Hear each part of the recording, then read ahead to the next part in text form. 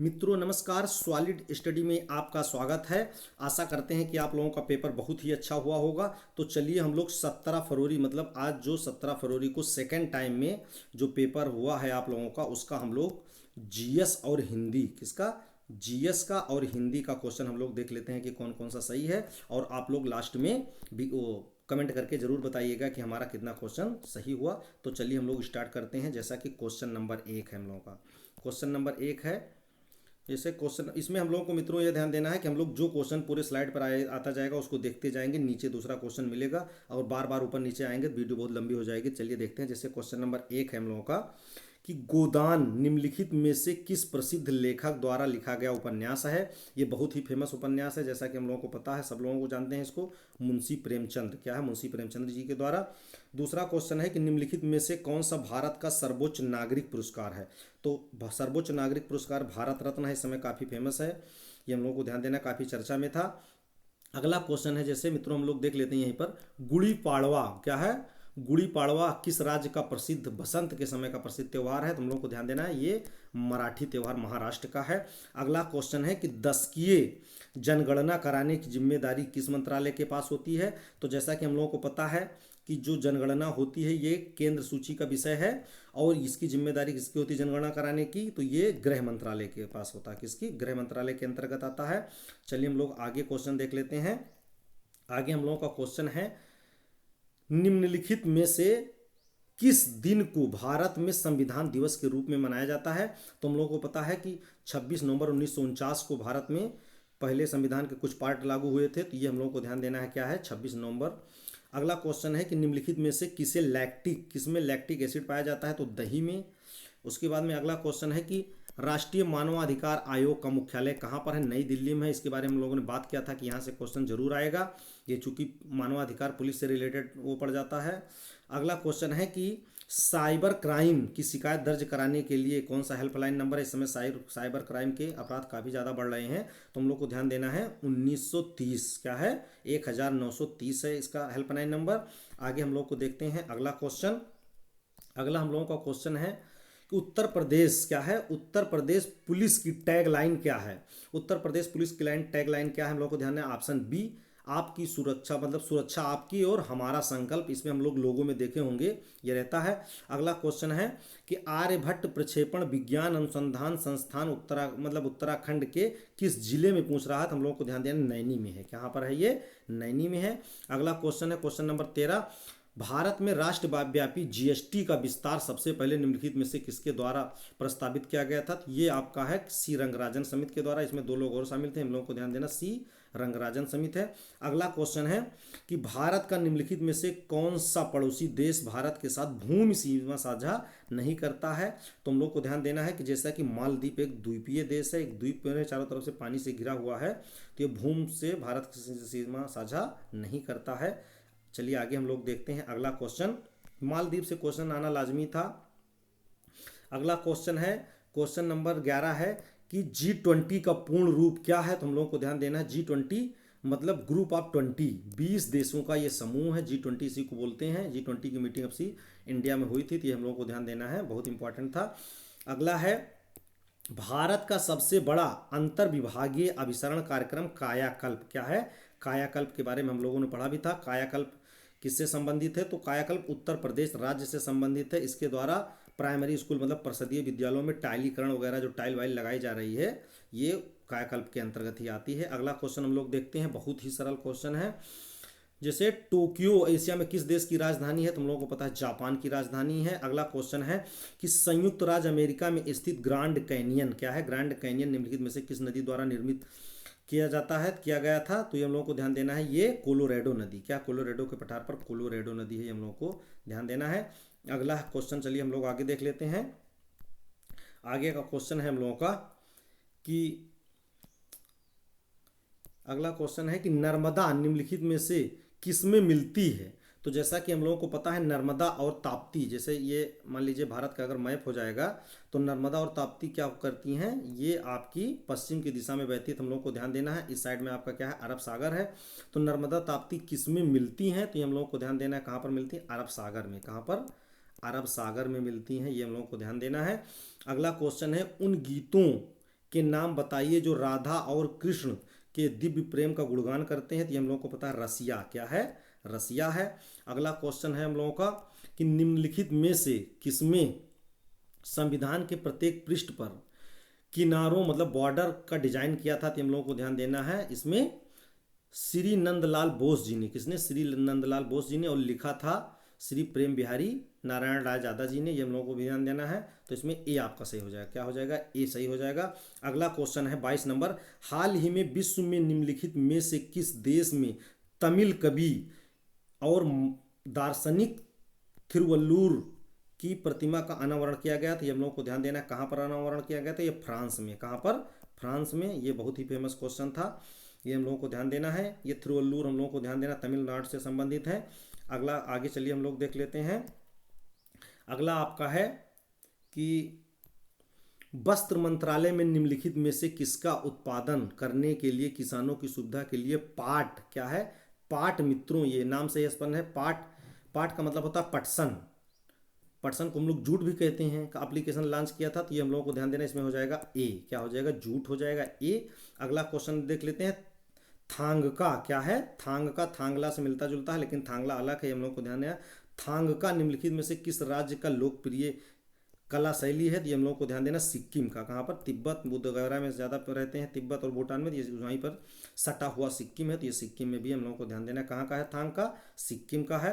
अगला क्वेश्चन हम लोगों को ध्यान देना है, जैसे 2016 में विमुद्रीकरण के समय निम्नलिखित में से कौन प्रधानमंत्री थे, बहुत ही है, नरेंद्र मोदी जी थे। अगला क्वेश्चन है हम लोगों का कि प्रभावती, ये गुप्त वंश से क्वेश्चन है, प्रभावती गुप्त साम्राज्य के निम्नलिखित में से किस शासक की बेटी थी। तो ये हम लोगों को ध्यान देना, चंद्रगुप्त द्वितीय, जो चंद्रगुप्त विक्रमादित्य की उपाधि लिए हैं। तो हम लोगों को ध्यान देना, चंद्रगुप्त द्वितीय की पुत्री।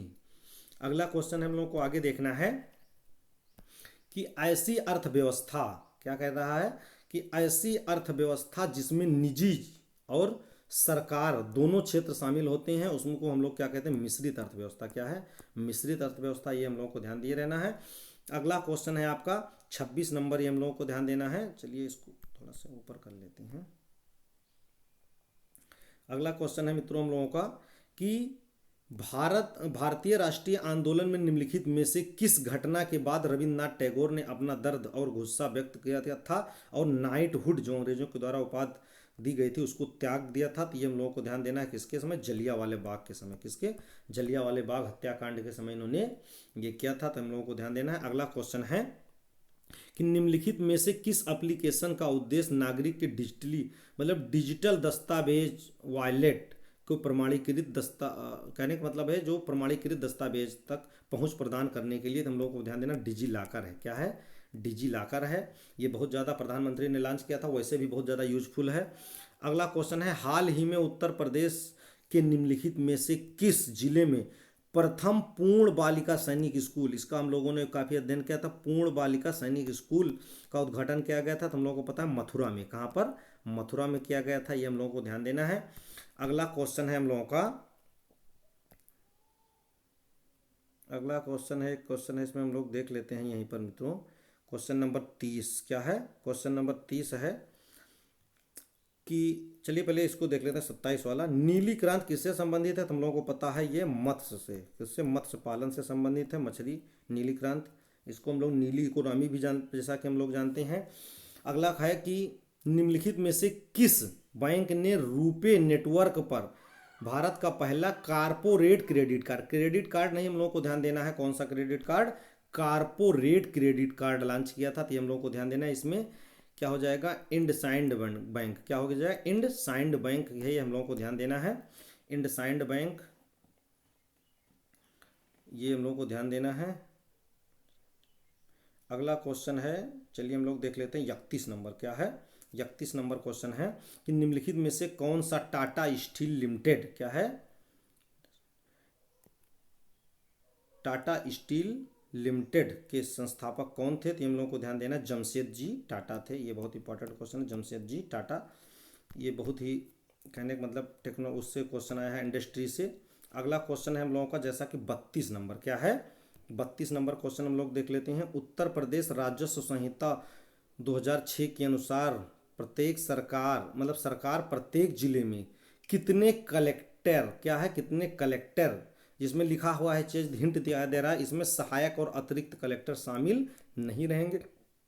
कितने कलेक्टर नियुक्त करती है? एक कलेक्टर, जैसा कि हम लोगों को पता है जिला कलेक्टर होते हैं। अगला क्वेश्चन है, वर्तमान में इलाहाबाद उच्च न्यायालय में न्यायाधीशों की स्वीकृत संख्या कितनी है? 160 है, ये हम लोगों को ध्यान देना है।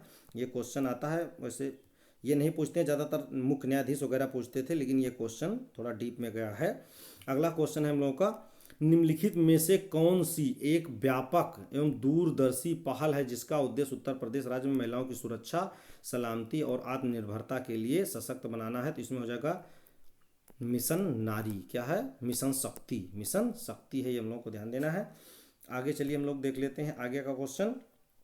अगला क्वेश्चन है हम लोगों का क्वेश्चन नंबर 34, भारत की स्वतंत्रता के बाद उत्तर प्रदेश राज्य के पहले मुख्यमंत्री कौन थे? तो हम लोग को ध्यान देना, श्री गोविंद बल्लभ पंत जी थे, बच्चा बच्चा जानता है।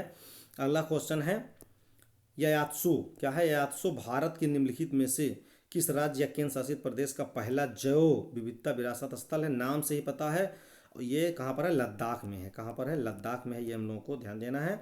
अगला क्वेश्चन है, उत्तर प्रदेश की राज्य सीमा निम्नलिखित में से किस राज्य की सीमा को नहीं छूती है? तो इसमें उत्तर प्रदेश से नहीं छूती है, इसमें पूछ रहा कि सीमा नहीं छूती, तो ये बहुत इंपॉर्टेंट है, तेलंगाना हो जाएगा। क्या हो जाएगा? तेलंगाना हो जाएगा। ये तीनों भारत के पड़ोसी राज्य, उत्तर प्रदेश के पड़ोसी राज्य हैं।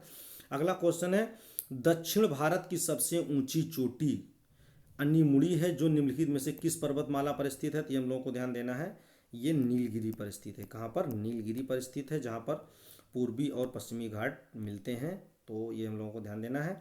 चलिए आगे हम लोग देख लेते हैं। तो ये हमारा जो मेन जितना क्वेश्चन था मित्रों, ये हमारा जीएस का क्वेश्चन था। अब यहाँ से हमारा हिंदी वाला पार्ट शुरू हो रहा है, तो चलिए जल्दी जल्दी हिंदी के क्वेश्चन को भी हम लोग देख लेते हैं। इसमें कह रहा है कि निम्नलिखित में से कौन सा शब्द तत्भव है? क्या है? तत्भव है। तो जैसा कि हम लोगों को पता जाएगा, उल्लू, उल्लू का उल्लू का होता है, तो उल्लू होता, ये हम लोगों को ध्यान देना है। अगला क्वेश्चन हो जाएगा 40 नंबर, निम्नलिखित में से कौन सा शब्द तत्सम है? तो ये हमारा तत्सम क्या हो जाएगा? तत्सम पूछ रहा है, तो तत्सम शुष्क हो जाएगा। क्या है? तत्सम शुष्क हो जाएगा। अगला है, निम्नलिखित में से चांदनी का पर्यायवाची शब्द मतलब कौन सा है, कहने का मतलब है, तो इसमें सी हो जाएगा। कौमुदी और ज्योत्सना, ये किसके हैं? चांदनी के पर्यायवाची शब्द हैं। अगला क्वेश्चन है हम लोगों का कि निम्नलिखित में से किस वाक्यांश के लिए दिया गया शब्द सुसंगत है, मतलब सही है? तो इसमें हमारा हो जाएगा, कह रहा है कि आदि से अंत तक, तो आद्योपांत, ये डी वाला सही हो जाएगा। यहीं पर हम इधर वाला भी क्वेश्चन देख लेते हैं। जैसे भौतिकी में कौन सा प्रत्यय पूछ रहा? प्रत्यय मतलब जो लास्ट में लगता है, किससे बन के, मतलब भौतिक प्लस ई बराबर भौतिकी, तो इसमें बड़ी ई हो जाएगा, बी वाला ऑप्शन से हो जाए। निराभिमान, निरभिमान कह रहा, तो इसमें क्या हो जाएगा? निर में कौन सा उपसर्ग है इसके आगे लगा हुआ है? तो हम लोगों को पता है ये निर हो जाएगा, निरभिमान, ये हम लोगों को ध्यान देना है, डी वाला। अगला क्वेश्चन 50 नंबर है, निम्नलिखित में से किस विकल्प में से कौन सा समास विग्रह नहीं है, सही से समास विग्रह नहीं है? तो इसमें हमारा क्या हो जाएगा, हम लोगों को ध्यान देना है, डी वाला हो जाएगा। क्या हो जाएगा? डी हो जाएगा। नवनिधि, 9 प्रकार की निधियाँ जो है, ये गलत दिया हुआ है। अगला क्वेश्चन हम लोगों को ध्यान देना है 51 में निम्नलिखित में से निश्चयवाचक सर्वनाम क्या है? तो इसमें ध्यान देना है, निश्चयवाचक सर्वनाम क्या है, मतलब इसमें से निश्चयवाचक सर्वनाम, तो इसमें हो जाएगा यह, क्या, यह हो जाएगा, ये हम लोगों को ध्यान देना है। आगे को चलिए हम लोग देख लेते हैं। अगला ये आपका हो जाएगा, चलिए हम लोग देख लेते हैं क्वेश्चन। तो ये हमारा हो जाएगा, श्रुत सम भिन्नार्थक शब्द समूह लिख रहा है, निर्वाद और निर्विवाद, निर्वाद और निर्विवाद में कौन सा उचित है? तो हम लोगों को ध्यान देना है, निर्वाद और निर्वाद में कौन सा है? तो जैसा कि हम लोग को पता है कि निर्वाद और विवाद रहित, विवाद रहित, निर्विवाद को हम लोग विवाद रहित कहते हैं, निर्वाद, निर्वाद का मतलब निंदा, ये हम लोगों को ध्यान देना। तो इसमें हमारा हो जाएगा डी वाला। क्या हो जाएगा? डी हो जाएगा। अगला है कि निम्नलिखित में से अशुद्ध वाक्य का चयन कीजिए, अशुद्ध वाक्य कौन सा है? तो इसमें हमारा हो जाएगा बी वाला। कौन सा है? बी वाला। आप पढ़ेंगे तो बहुत आराम से इसमें मिल जाएगा। अगला है कि निम्नलिखित में से लिंग के, कह रहा है कि लिंग की दृष्टि से कौन सा विकल्प गलत है? तो इसमें हमारा बी हो जाएगा। क्या हो जाएगा? बनिया का बनियान नहीं होता, बनियाइन होता है, ये हम लोगों को ध्यान देना है। अगला क्वेश्चन है 46, इसमें बधू शब्द का बहुवचन क्या होगा? तो बधू का बहुवचन क्या हो जाएगा? बधुई। जब ए लगाते हैं छोटू का मात्रा लग जाता है, ये हम लोगों को ध्यान देना है, इसमें डी हो जाएगा। क्या हो जाएगा? डी हो जाएगा। अगला है कपीश्वर क्या है, कबीश्वर, कबीश्वर में संधि विच्छेद क्या है, तो हम लोगों को ध्यान देना है कवि प्लस ईश्वर हो जाएगा, क्या हो जाएगा, बी वाला हो जाएगा। अगला क्वेश्चन है क्या कोई तारे गिन सकता है, इसमें क्या कह रहा है कि इसमें कौन सा चिन्ह है, तो ये हम लोगों को पता प्रश्नवाचक चिन्ह है। ईमानदार शब्द में कौन सा विशेषण है, ये हम लोग को पूछ रहा है कौन सा विशेषण है, ईमानदारी ये गुणवाचक विशेषण क्या है, गुणवाचक विशेषण, ये हम लोग को ध्यान देना है। अगला आगे हम लोग देख लेते हैं, अगला आपका हो जाएगा, चलिए पहले इसको हम यहीं पर निपटा लेते हैं तब आगे बढ़ते हैं। ये हम लोगों को ध्यान देना है, जैसा कि हम लोगों का है माँ ने बच्चों को मिठाइयाँ खिलाई, मिठाइयाँ दी, सॉरी इसमें क्या माँ ने बच्चों को मिठाइयाँ दी, तो इसमें कौन सा सही हो जाएगा, कौन सा कारक पूछ रहा है, तो इसमें आपका हो जाएगा संप्रदान कारक, क्या है, संप्रदान कारक, ये के लिए हो जाएगा, ये हम लोगों को ध्यान देना है। संबंध जब का की के होता तो ये तब होता, ये हम लोगों को ध्यान देना है। अगला है कि निम्नलिखित में से क्या है कि सकर्मक क्रिया, सकर्मक क्रिया का उदाहरण कौन सा है, तो इसमें हो जाएगा बी वाला, क्या है, रमेश ने खिलौने खरीदे, जिसमें कर्म भी होता है, हम लोगों को ध्यान देना है। अगला क्वेश्चन है, चलिए आगे हम लोग देखते हैं, अगला क्वेश्चन है हम लोगों का कि गाय मीठा दूध देती है, क्या है, गाय मीठा दूध देती है, इसमें से कौन सा हो जाएगा, इसमें ए सही हो जाएगा, सामान्य वर्तमान काल है। अगला क्वेश्चन है उमा से पढ़ा नहीं जाता, क्या है, उमा से पढ़ा नहीं जाता, इसमें से कौन सा हो जाएगा, तो ये हम लोगों को ध्यान देना, ये भाववाच्य हो जाएगा, क्या हो जाएगा, भाववाच्य हो जाएगा, ये हम लोग इसमें भाव प्रकट कर रहे हैं कि उमा से पढ़ा नहीं जाता, तो ये हम लोगों को ध्यान देना है। अगला क्वेश्चन है इसमें, जैसा कि कान पर जूं ना रेंगना, क्या है, कान पर जूं ना रेंगना, तो इसमें हो जाएगा कान पर जूं ना रेंगना मतलब ऑप्शन सी हो जाएगा, कुछ असर ना पड़ना, क्या हो जाएगा, कुछ असर ना पड़ना, ये हम लोगों को ध्यान देना है, कान पर जूं ना रेंगना के बराबर है। अगला हो जाएगा आपका, जैसे आकर्षक का विलोम शब्द है, तो आकर्षक का विलोम शब्द क्या हो जाएगा, विकर्षक, बी वाला सही हो जाएगा, क्या हो जाएगा, बी वाला सही हो जाएगा। अगला हम लोगों को आगे ध्यान देना है, चलिए आगे देखते हैं हम लोग, ये आपका हो गया, तो हम लोगों को ध्यान देना है, जैसे सब ओर से विपत्ति का आना, क्या कह रहा कि सब ओर से विपत्ति का आना, इसमें हमारा सही हो जाएगा ए वाला, आगे कुआं पीछे खाई मतलब सब ओर से विपत्ति है। शांत रस का अस्थाई भाव निर्वेद है, जैसा कि हम लोगों को पता है। और आधार शिल्प पर मतलब कह रहा है कि शिल्पगत आधार पर दोहे का उल्टा हम लोगों को पता है सोरठा होता है, क्या होता है, सोरठा होता है। रहमन पानी राखिए बहुत पहले से हम लोग हाई स्कूल 9th से ही पढ़ रहे हैं, तो उसमें हमारा क्या हो जाएगा, श्लेष अलंकार, क्या हो जाएगा, श्लेष अलंकार हो जाएगा, बहुत इंपॉर्टेंट है। अगला क्वेश्चन हम लोगों को देखना है, यहीं पर देख लेते हैं इसको, जैसा कि है 65 नंबर, ये गद्यांश के ऊपर था, इसमें से आप लोगों ने लगाया होगा, लगभग सही भी होगा, तो इसमें हम आपका हो जाएगा, ये इसमें सी हो जाएगा। और समस्त का, जैसा कि पर्यायवाची पूछ रहा, समस्त माने संपूर्ण होता है। और ये वाला जो आपका हो रहा है कि महात्मा गांधी वाले में ये गद्यांश के ऊपर था, तो हम लोग देख लेते हैं, इसमें हमारा क्या हो जाएगा, जैसे कि महात्मा गांधी द्वारा समस्त जीवन अपनाने मतलब गद्यांश के ऊपर है, तो इसमें हमारा डी वाला सही हो जाएगा। आगे है कि कौन सा शब्द अनेकार्थी शब्द भेद से संबंध नहीं है, तो इसमें क्या हो जाएगा, मूल्य, क्या है, मूल्य है। इसमें कह रहा है अनेकार्थी शब्द भेद से संबद्ध नहीं है, तो हमारा क्या हो जाएगा, डी वाला इसमें सही हो जाएगा, मूल्य, क्या, मूल्य। चलिए आगे हम लोग देख लेते हैं, आगे हम लोगों का कुछ बचा हुआ है, उसका रीजनिंग शुरू हो जा रहा है। तो जैसा कि गद्यांश के आधार पर चोर की परिभाषा क्या है, ये हम लोगों को ध्यान देना, चोर की परिभाषा क्या है, तो इसमें हमारा सही हो जाएगा ऑप्शन सी, क्या है, ऑप्शन सी, जो बिना श्रम या बिना काम किए भोजन करता है उसको गांधी जी के अनुसार चोर कहते हैं। गांधी जी पापी किसे मानते हैं, तो श्रम जो नहीं करता उसको वो पापी मानते हैं, गद्यांश में दिया हुआ, बहुत ही सिंपल क्वेश्चन है। जैसा पंचवटी निम्नलिखित में से किसकी रचना है, तो हम लोग को ध्यान देना है कि पंचवटी निम्नलिखित में से किसकी रचना है, ये मैथिली शरण गुप्त की रचना है। अगला है नीरजा, क्या है, नीरजा किससे संबंधित है, तो इसमें विकल्प के अनुसार नीरजा आपकी महादेवी वर्मा से संबंधित है, महादेवी वर्मा की रचना है, ये हम लोगों को ध्यान देना है। आगे हम लोगों का है कि हिंदी, क्या 72 नंबर क्वेश्चन है कि हिंदी भाषा किस भाषा से उत्पन्न हुई, तो अपभ्रंश से उत्पन्न हुई है, हम लोगों को पता है। हिंदी साहित्य का क्वेश्चन है, वह बिल्कुल थक गया है, इस वाक्य में कौन सा क्रिया विशेषण है, ये हम लोगों को ध्यान देना है। वह बिल्कुल थक गया है, इसमें से कौन सा क्रिया विशेषण है, तो इसमें से हमारा हो जाएगा सी वाला, बिल्कुल है, वो बिल्कुल थक गया। क्या दिखा रहा है? परिणाम है, तो परिणामवाचक क्रिया विशेषण ये सही हो जाएगा। अगला क्वेश्चन है मृदु शब्द का पर्यायवाची शब्द कौन सा नहीं है?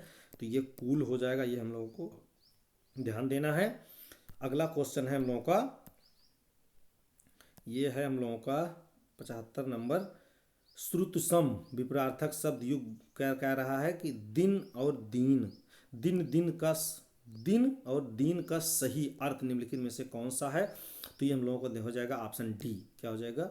दिन माने दिवस होता है, दिन माने गरीब होता है। अगला क्वेश्चन है 76 नंबर, आंखों के सामने वाक्यांश के लिए कौन सा शब्द सही है? तो इसमें हम लोगों को आंखों के सामने जो होता है उसको हम लोग प्रत्यक्ष कहते हैं।